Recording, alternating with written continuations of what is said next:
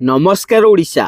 आपण जदि जड़े सुभद्रा आशायी ताहले मोर चैनल को आपण माने सब्सक्राइब कर दियंतु, कारण नहले आपण 10,000 टंका पाइबार वंचित हेबे।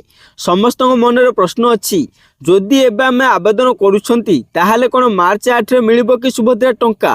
ताहले देखंतु, मार्च 8 रे मिलिबो सुभद्रार द्वितीय किस्ती टंका।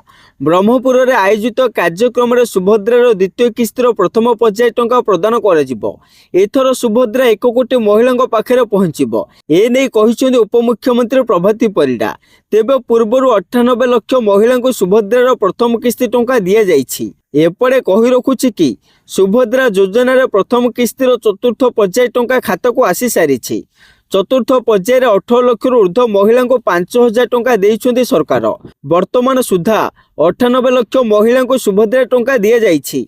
हेले जेउ माने आवेदन करि नाहंती सेमाने जदि एबे आवेदन करिवे तेबे टंका पाइबे कि नहीं, एही प्रश्न वर्तमान अनेकंक मनरे उंकी मारुछि। तेबे मु जणाई दउछि जे जेउ माने ए पर्यंत योजना रे आवेदन करि नाहंती तेबे सेमानक पाखरे मार्च 31 पर्यंत समय अछि।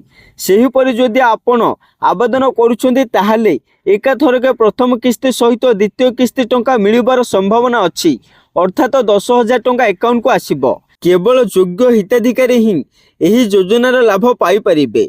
पूर्वरु एथिपाई स्वतंत्र गाइडलाइन जारी करि सारिछन्ती राज्य सरकार।